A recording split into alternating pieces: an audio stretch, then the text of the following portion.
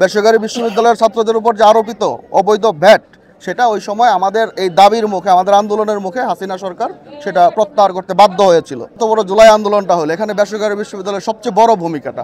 আজকে দীর্ঘদিন পরে বাংলাদেশে এসে আমার সকল আন্দোলন সংগ্রামের বিগত 17 বছরে যাদের সাথে আমি লড়াই সংগ্রামে রাজপথে কাজ করেছি, সবাইকে একসাথে নিয়ে শহীদ প্রেসিডেন্ট জিয়াউর রহমানের মাজারে শ্রদ্ধা নিবেদন করতে এসেছি।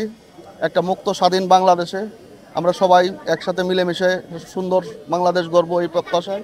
তারেক রহমান সাহেব কখন দেশে আসবেন এটা তো আসলে এটা অনেক বড়ই বিষয়, এটা সময় বলে দেবে। বাট আমরা যদ্দূর শুনছি নভেম্বরের মধ্যে উনি চলে আসবেন। আমি বিএনপির কর্মী, আমি বিএনপির একদম খুবই সামান্য একজন নগণ্য কর্মী। আমার ধারণা ভাইয়া খুব দ্রুতই চলে আসবেন। Whenever we demand him, he will be there. আমার বাড়ি সুনামগঞ্জ তাহেরপুরে, আমি বাটি এলাকার ছেলে।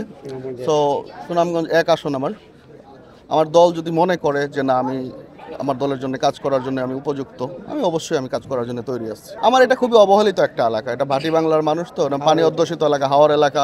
এখানে lot of things to do, মানুষের জন্য এখানে কাজ করার কোনো শেষ নাই, অনেক কিছু করার আছে। ঠিক আছে, আন্তরিকভাবে সেই চেষ্টাটা থাকতে হবে, যেই যাবে তার সেই চেষ্টাটা থাকতে হবে। আমি আসলে মানুষের জন্য কিছু করব, সিরিয়াসলি করব, ওই মানসিকতাটা যদি থাকে দেন করা সম্ভব। বেসরকারি বিশ্ববিদ্যালয়ের সাবেক ছাত্র নেতারা এখানে যারা আছে, দেখেন বিগত দিনে বেসরকারি বিশ্ববিদ্যালয়ের হাসিনার আমলে 2টা ভ্যাট আন্দোলন হয়েছে।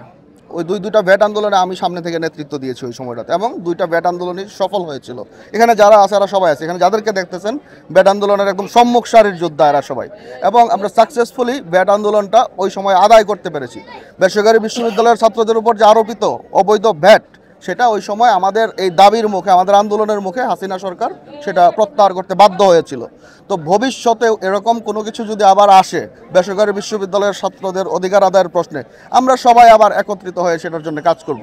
বাট আশা করি আমাদের ছাত্রদের যে জীবনমান, তারপরে আপনার ধরেন বেসরকারি বিশ্ববিদ্যালয়ে একটা হোস্টেল নাই, থাকার জায়গা নাই, এগুলো অনেক কিছু নিয়ে অনেক কাজ করার আছে। এই যে বিগত যে এত বড় জুলাই আন্দোলনটা হলো, এখানে বেসরকারি বিশ্ববিদ্যালয়ের সবচেয়ে বড় ভূমিকাটা। বাট স্টিল নাও এই এত বড় একটা গ্রুপ অফ পিপল এরাই অবহেলিত। সো এদেরকে নিয়ে করার অনেক কিছুই আছে, উইল ডু দ্যাট ইনশাল্লাহ।